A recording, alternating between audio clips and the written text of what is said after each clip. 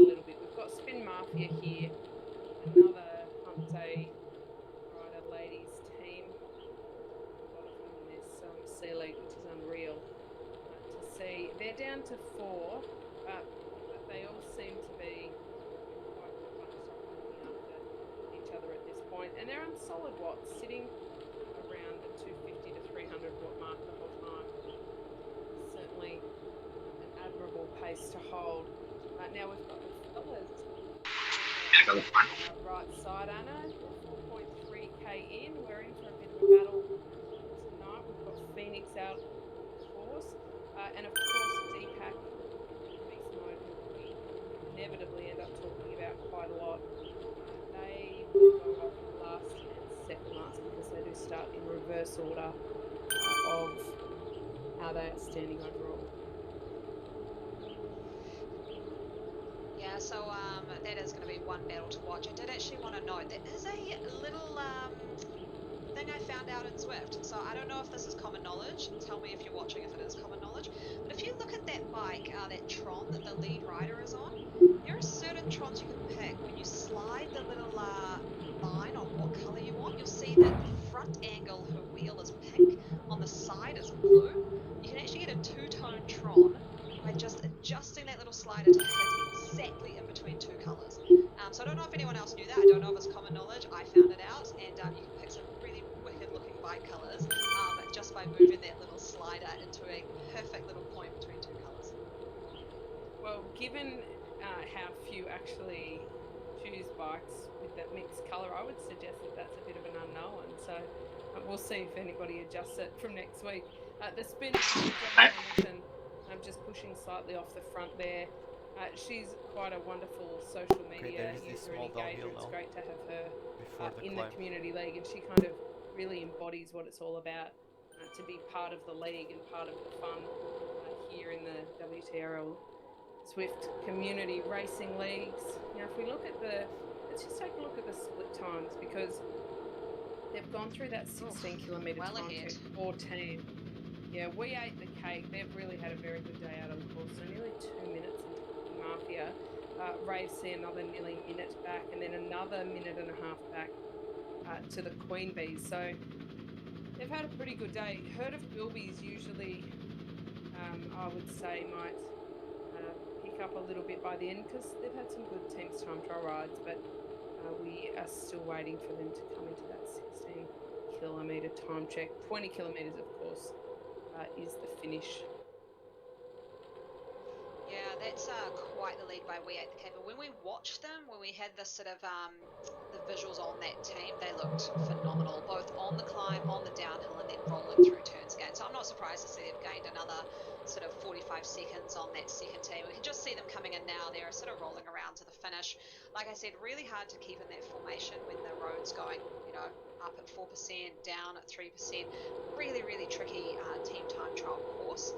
Especially with that QOM thrown into the mix, and the teams that are just going to a lot of time are the ones who just went too hard and now we climb for 1.5 minutes. all got really split up like we saw, and push ended up riding the downhill with almost no 6.5 momentum, just as solo riders. So these guys that have seen the masterclass here, they're riding really well. Really impressed with the work they've put in. I think this definitely shows that they've I got behind James. They know whose strengths are where, and they've made the most of that. Look like they have dropped one rider off the back, but that could have been a sort of strategic drop. So, yeah, great job here. We ate the cake. Loving how you've raced this one. So let's jump across and take a look at the men now that we've seen the women and how it's done. You're right, they've given us a bit of a masterclass. So let's see if the blokes can live up to that. We're over with Phoenix. This isn't too bad. A little bit of a split up the climb there, but come back together. But this is the moment I was talking about, Anna, where when it does split and come back together, those riders at the front need to anticipate that a little bit more to stop this the interruption of speed that's happening. Now, given that's a pretty tough thing to do in the virtual world, this can be smoothed out a little bit with a little bit of practice and a little bit more communication between them. But if the four of those can regroup without dropping any speed, Well, it's right. certainly Keep it smooth. Yeah. they certainly haven't dropped the ball here. So let's just take a bit of a replay here, because we've got 3K back. This is where we get back up. An early overtake by the sickly Stefanelli. Yeah, I got the front. Italian team. Now, this looked like a pretty smooth overtake, Anna, like they're in pretty good shape. But we're now understanding that they're now 43 seconds back. So, Something's what's happened. happened there? Yeah, but that was a pretty, I mean, they started quick. Bearing in mind it's only 5K. Oh, here we go. So, There's someone dropping off. Oh, they're both going to zero. Why were they going to zero? And so if I try to keep them to sync, back to the last man. Technical issues there, but that certainly does not look how it should. Got two out the front that now waiting. Leo's had a technical. Leo looks like he's sitting there 0 watts for a very long time, and unfortunately I think that was their 4th rider. Yeah, it was. They've only got 4 riders out there and they've had a technical that's absolutely devastating. They've probably had to get off the trainer and try and fix now that. you have 4 and kilometers get of back on flat course. That is always the clock. risk when you've only got 4 riders. Oh man, 41 seconds. You just want them to catch up again. That's brutal for these guys to have started so strong and then had a technical. But you've just got to have that full you know what's going to happen out on course, and you need sort of the plan Bs there as well. And I'm stoked that they've all gone back and regrouped, come back together, and they're getting a lot of time on the Phoenix group in front of them. Hopefully they don't blow up. Hopefully they're not sort of riding in anger at the moment. But oh man, that's tough to see. So try to keep your position in the line. In real life racing, we saw in the week. Yeah, I just took it up because no one else did, but there were a number of falls, especially in the somebody take it. Really interesting Like that. was the comments that came from some of the riders that weren't injured but were able to rejoin, was that it actually helped their race because it spiked their adrenaline and really got them going. Try to go now, and Steve. there is an element of that, I think, when you have a mishap, James, whether it try be to save your legs a bit for the climb. or whether it be a technical problem, it does really spike that adrenaline and that cortisol, and it gets your heart rate going and it gets you moving a little bit. In saying that, you don't wish for it, but sometimes that compensates somewhat for a little bit of the disaster that can cause. But I actually think there were 2 of the riders who had some technical problems, because both Leo and Tasso went to 0 very quickly, both at a really inopportune time, and it looked to me like the other 2 riders in Fagarazzi and Osso were then scrambling to figure out what was going on and how they could respond to that. Now, Leo is off the back again. Is this a technical problem, or did that spike in adrenaline while going up a climb? I really hope these guys can get back together, because that's really unfortunate, and it's very clear they're on a really good one. I don't know where these guys are from in Italy, but I'm just Googling the weather at the moment in Italy, because sometimes when you see dropouts like that happening to multiple teammates from the same country, it can be because there's like a crazy storm going on. I know I raced with quite a few girls from Quebec, and they've sort of been going through some gnarly ice storms, and you're always a bit worried about the internet connection, but it looks like it's a balmy sort of 13 degrees Celsius, 79% humidity, 18 km/h winds, so perfect actual conditions where they are. So who knows what's going on, why they're sort of facing these little dropouts. I feel like you may be taking the mickey out of me, Anna, because before I was complaining about the weather in Ballarat and how it was 12 degrees and utterly unpleasant and unworkable for me. Now you're I'll take it. The Italians. I see what you're doing there, but you do have to. There is never an Australian who can claim that there is a snowstorm interrupting their internet connection. I can tell you that much. Maybe just like snakes in the wiring or something. But a huntsman through your cage. Post on the front, keep it going. I actually think huntsmen could do anything, but it's a good myth to put out there. And this is Team Aero here, so they performed very well. The female team, I believe, in the Premier Division earlier today. So these guys, again, only 4 riders. So we do see this a bit more in the community teams, just because people have, real life things going on. I've just seen someone comment on our Facebook she wasn't able to race because of #mum duties. But 4 riders here from Aero. It looks like they've maybe just started with this number, and it's going to be quite hard, but they all look like they're sort of keeping together, staying staying at a good pace. It's when you've got one who's really strong and one who's really struggling that this can be a tough time for those 4 riders. But I like the way these guys are riding. They're catching those in front, the Italian team, and we're having those technical issues. But I like the Aero team tonight. They're looking good. All matching bikes. It's 1K until the a nice start thing of to the see. climb. Yeah, they're well coordinated, and again, I think this follows I'm taking a shot put in front of me. So, really cool that Actually, don't worry. universities I can see it fine.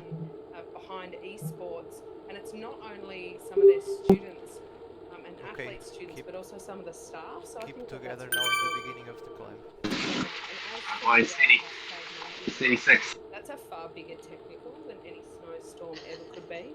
So good luck to her this evening, and hopefully we'll see you next week on the bike. Yeah, exactly.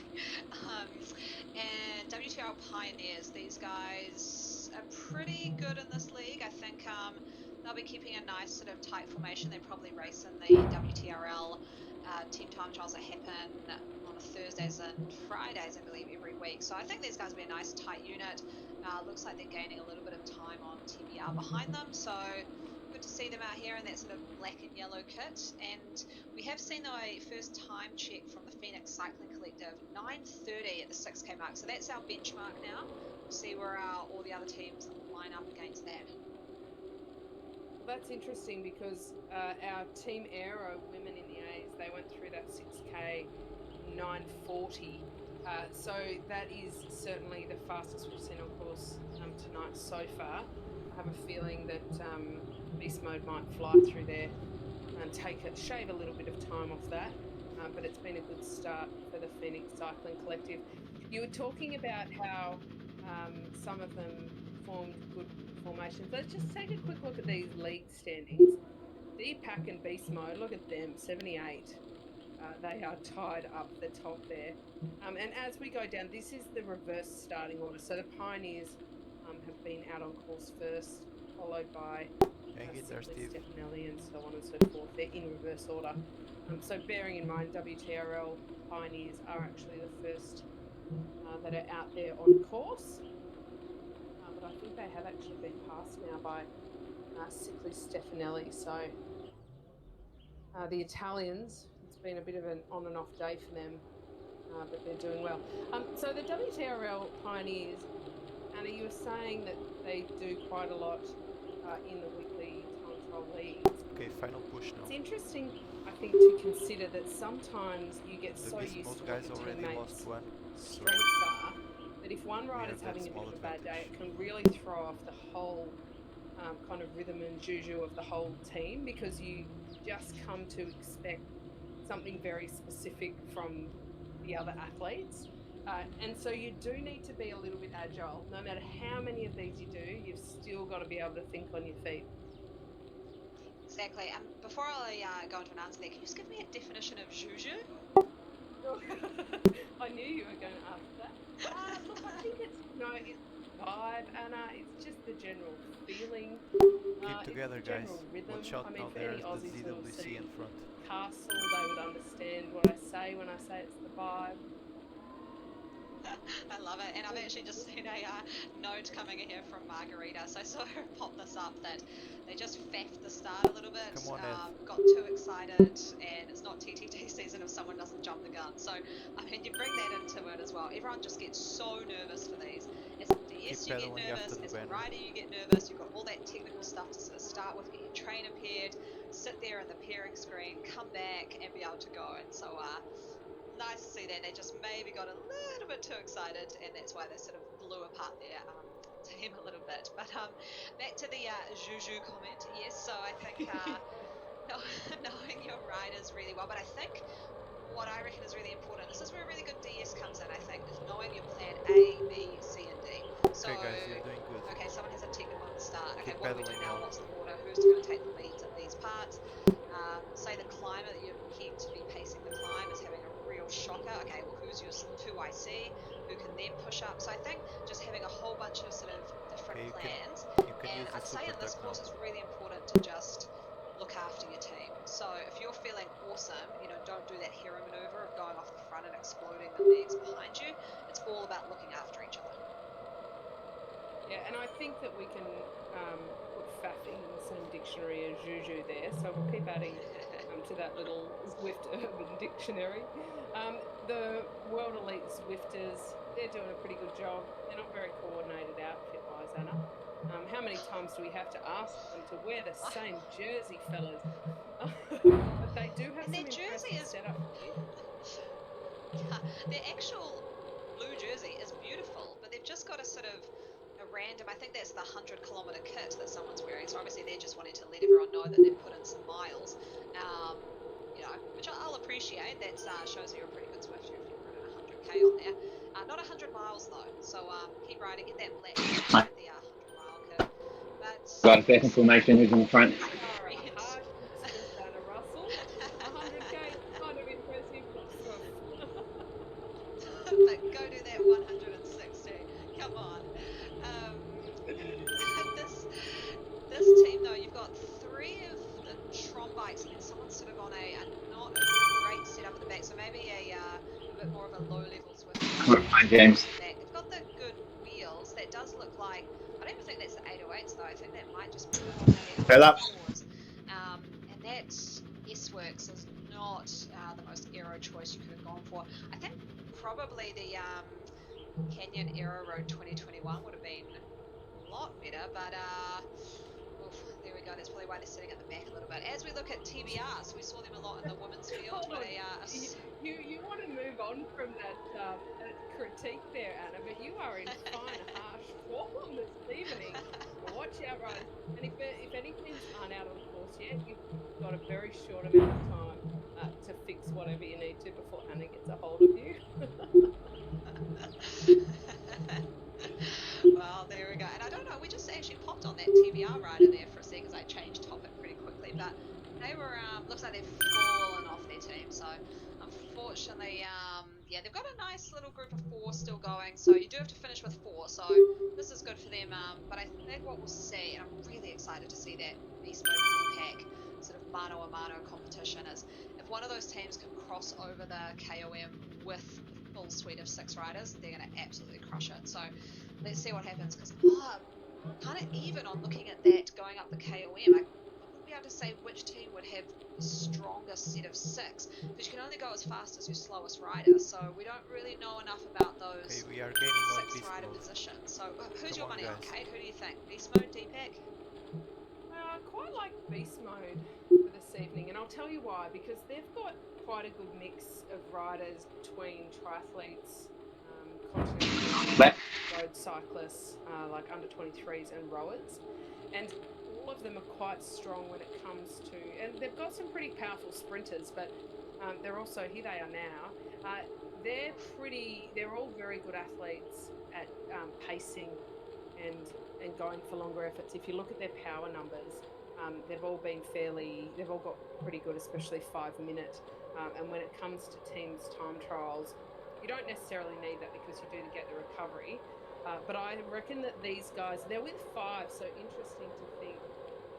Go through then, let's go. They are 14 kilometres in.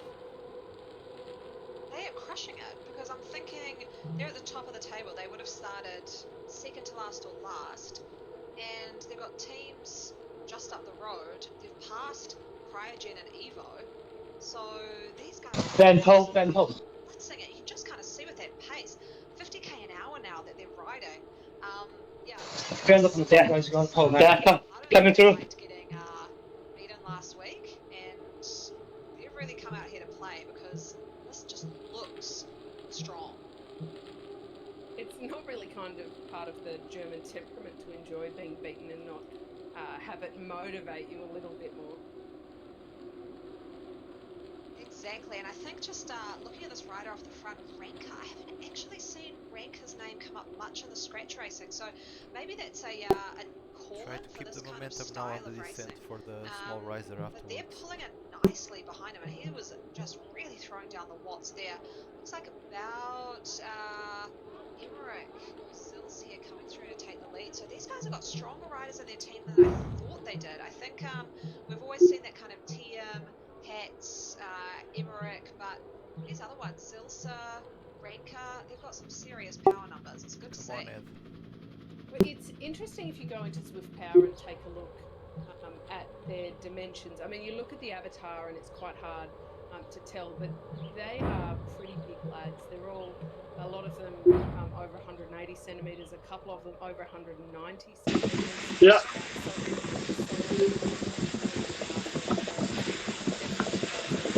Frame we see be quite successful in rowing. Certainly that's the crossover there. They make very good Zwift riders and bike riders in general, the rowers. But their power for 20 minutes, most of them are over that 5 watts per kg. Yeah, rolling through. They're all quite heavy compared to some of the other teams. So considering that, I think they are going to be pretty hard to beat if they manage to keep it together. The only thing I think they need to be quite wary of, and they are in the dying ends here, so they've still got 5 and they're doing pretty well.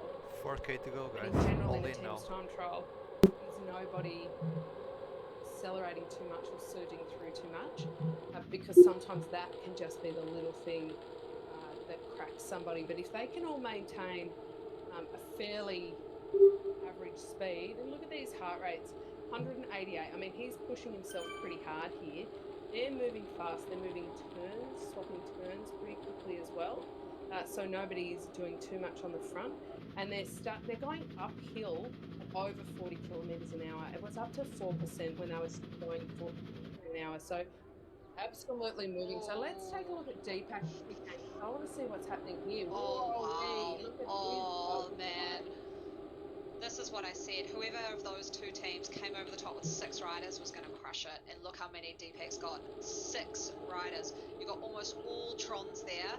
I mean, this is so fast moving. These guys are absolutely killing it.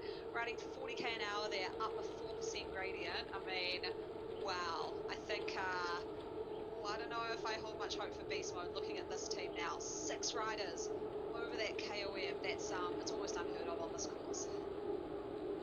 Your boy Sam Lindsay, the Kiwi. He's been incredibly strong the last couple of weeks, and again he looks to be like he's really pulling the weight of this. He also looks like he's grown a bit of facial hair in the last couple of weeks. Come on, guys, we're Did he always almost have catching that beard? this. I'm not sure. I didn't notice it before. Well, it's on full show today. Sam Lindsay is certainly Oh, he's doing really. I mean, he's always a bit of a fave of mine, being one of the few Kiwis in the field. But I'm loving it. Bevan as well. I mean, I know Bevan is a phenomenal sprinter. I thought maybe he would have been dropped on that climb, but I don't know if we have any replay of their climb. But they must have performed that so well, because those riders have very, very different power profiles, and they've managed to stay together, all of them, and come over the top. And this is just huge, because now they can push that power, which they do so well. Although they do have a little bit of a split here, they've just got to be a little bit careful. You can see Firminger, I think it is, just sprinting up a bit there, and that's what you said, Katie, was something to be aware of, was not those big surges to catch back on. Burns a few matches, but they've only got just over 2k to go. They're not too far behind catching beast mode, which blows my mind given how fast, organised and strong beast mode we're looking at there. I think beast mode do a ripping job in Premier League, which goes to say that dPAC have well and truly earned their spot if that's what happens, and they're able to step up. Beast mode have maintained a really fast power and pretty high powers as well, fast speed, pardon me. They are down to 5, so they did lose someone. At what stage we don't quite know, because we didn't see when exactly that happened. Their heart rates are really high, their powers are still high, they're ticking along, their speed, look at that, nearly 60k an hour. It's kind of mind-blowing to think, isn't it, that dPAC's not too far behind. No, that's been an amazing team time trial, and if dPAC, can do that kind of performance, they definitely deserve to be in the Prem League. So that's what I love about this, is that these teams are kind of going mano a mano battling. And there's been a dropout though, I think. Someone there, Ranker maybe, dropped off way too quickly there. Maybe that was a bit of a strategic drop there, but that was a very fast drop off at main group, I think that was. So unfortunate okay, guys, there, but final sprint. yeah, it's these two teams really deserve to be in Prem. You wish it could be both of them, but we have to see what happens in those playoffs coming up. Yeah, we do have playoffs in weeks 7 and 8, so we're in week 5 now, so they've got another week ahead before that happens. I've been impressed with Beast Mode, regardless of what happens today or in the league. They've made a very big impact stepping in. This is their first season, and we've appreciated that because it's really great to see such close and tight competition. It's certainly not over yet. Regardless of what happens today, it's just one day, and they are tied on points overall. So of course, and that's the thing, it's points overall. So even if dPAC were to win by quite a time margin, the only thing that really does is allow them to incrementally go ahead of Beast Mode. But I think possibly from a mentality perspective, it might put a bit of a dent in these guys. So they're pushing all the way to the line here. It's Ranker who goes across quickly there, but look at this, dPAC right on their heels. This is a matter of seconds. Wow. Wow. They've put in a huge amount of time. That was amazing from dPAC. Whoa!